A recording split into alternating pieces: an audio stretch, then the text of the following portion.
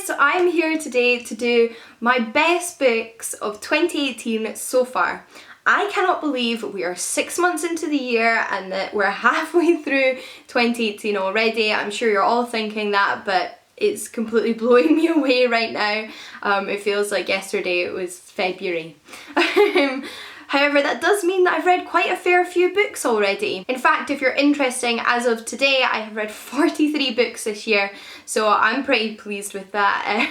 That's definitely slightly higher than my average, so no complaints here, and amongst those I have read some truly wonderful books, which are the books I want to share with you today. Now it's nice to do this because obviously things might change a little bit by the end of the year and there might be some new books that kick some of these books to the curb slightly, that you know, overcome these favourites, but at the moment I can really reflect on what I have read in the past 6 months and really enjoyed and would like to recommend to you, and it'll be interesting to compare what's in my end of year favourites to what's in my mid-year favourites. But without further ado, let's get into the books. So I'm going to do this in the order I read them, and that makes the first book that is on this list Eleanor Oliphant is Completely Fine by Gail Honeyman. Now this is a book that completely blew me away in that I was not expecting to enjoy this book as much as I did, and I really did enjoy it.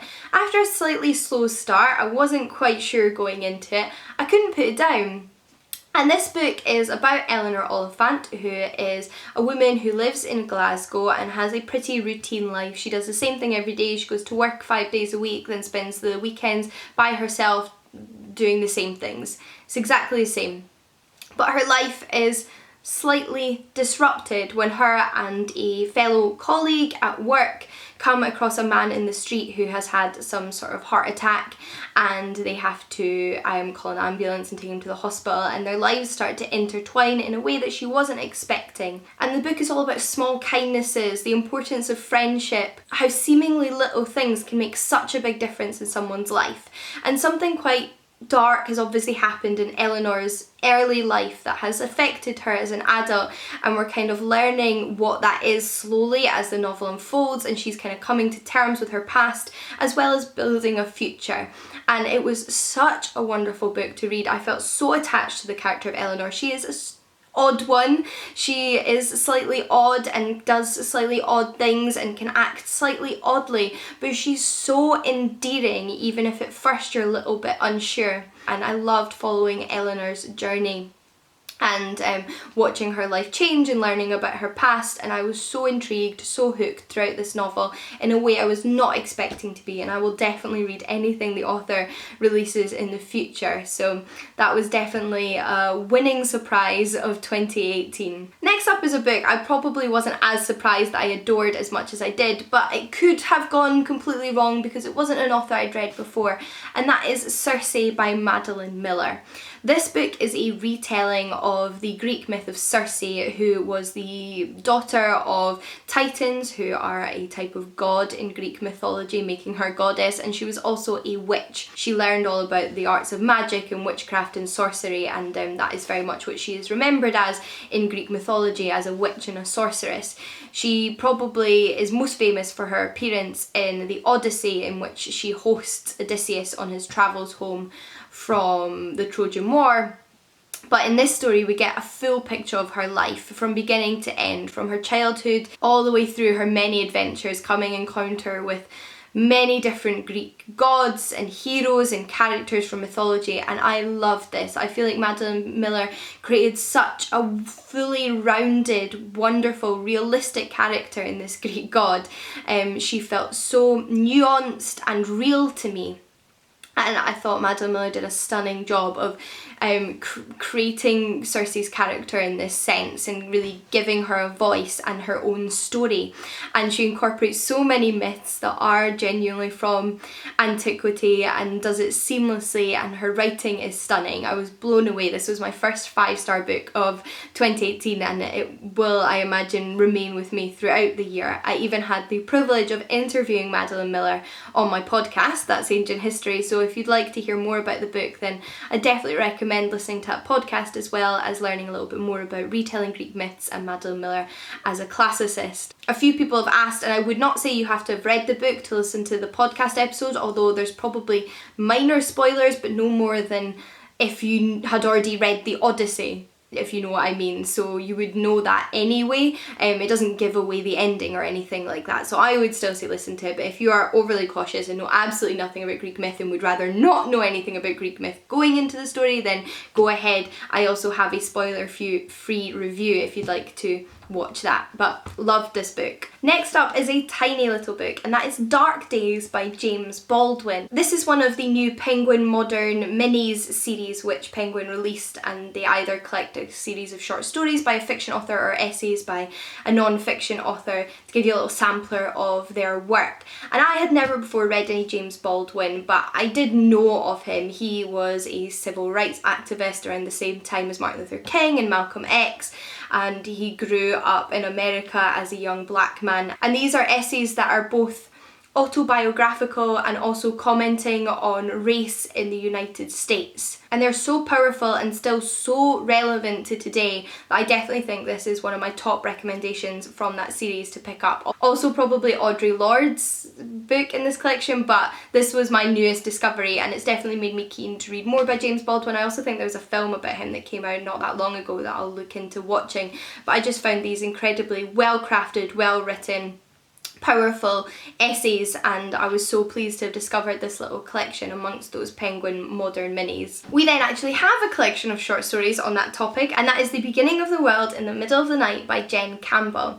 Now, I'd read some of the stories in this collection prior to this year, but I hadn't read the collection as a whole until this year, which I did a few months ago, and thoroughly enjoyed it with the expectation that I would, because Jen is a friend of mine, and through that I had the privilege of reading some of these stories before they were published and knew I loved them. I was a fan of Jen's writing before we were friends, and I have continued to be a fan of her writing as we are friends because she is a stunning author. She writes beautiful, elegant prose. She incorporates so many wonderful references to fairy tale and creates wonderful, new, intricate little worlds in such short spaces like these short stories. The stories themselves are generally kind of magical realism short stories. There is a slight variety in the genres and also in the format that these stories take, but they are all exquisitely written, and like I mentioned, they kind of incorporate bits of fairy tale and folklore in there, but they're not fairy tale retellings. They're very much new stories that tackle relevant topics to today's society, including grief and othering and many other things, but wonderfully skillfully done, and I love this. Obviously I'm really pleased that I can say I gave 5 stars to my friend's short story collection, but I certainly wouldn't be including it in this video if I didn't genuinely feel like it was a wonderful, wonderful short story collection. So I think if you're a fan of short stories, this is definitely one you should be checking out. I then have a collection of poetry, and that is Don't Call Us Dead by Nnedi Smith. This is a collection I picked up in Gay is the Word, which is a bookshop in London which is absolutely phenomenal. Definitely should be at the top of your list of bookshops to visit if you're visiting London, but it's also had a lot of praise online from people like Jen and Simon that had me interested before I saw it and picked it up in the bookshop. Nnedi Smith's poetry takes your breath away, it punches you in the gut, it is so powerful. It deals with topics including HIV and AIDS, it deals with death but in a specific way. It also deals with family and LGBT plus themes, and it's so stunning. Like I said, just really powerful, gut-wrenching, emotional poetry that pulls at your heartstrings and makes you feel really visceral emotions. I next want to mention The Diviners by Libba Bray. This is a young adult novel, but Libba Bray writes some of the best young adult fiction that I've ever read, and I think even if you don't necessarily read YA a lot, I would still recommend reading Libba Bray or giving her a shot because I love her. I loved her previous series, the Gemma Doyle series, and this is the first in her Diviners series, which I'm so pleased to have gotten into as well. This one is set in 1920s New York and is a sort of supernatural paranormal fantasy. It follows Evie, our protagonist, as well as a cast of other characters, but I always feel like Evie is still the central character. It's somewhat multiple perspective though. But we begin with Evie, who is a young woman who's sent to live with her uncle in New York, and her uncle runs a supernatural occult museum. At the same time, there are some strange paranormal occult murders taking place in New York that Evie is kind of drawn into investigating. She herself has a paranormal ability. There's lots of that going on in the story, and it's all kind of coming together, and I think there's going to be so much more fun to explore it in the sequels. But I really enjoyed the first one in this series and was not disappointed after my previous good experience with Libba Bray. My next two authors I had not read before this year, however, but they have quickly become new favourites, and the first one is Juliet Marillion. I read two of her books and I gave them both 5 stars. One is Wildwood Dancing and the other is Daughter of the Forest, but I'm going to pick one for this video, and that would have to be Daughter of the Forest. This is a first in a series, although this is a complete story in itself, and the following books kind of deal with other characters in that world. So you get a full narrative, which is good because I needed some closure at the end of this book. This was a roller coaster of emotions. I couldn't stop thinking about this book when I wasn't reading it. I had to keep picking it up. I sat for hours at a time just reading this tiny little book with tiny print inside, which is so not like me. I loved it. It was so wonderful to find a book again that makes you feel like that, where you feel so attached to the characters.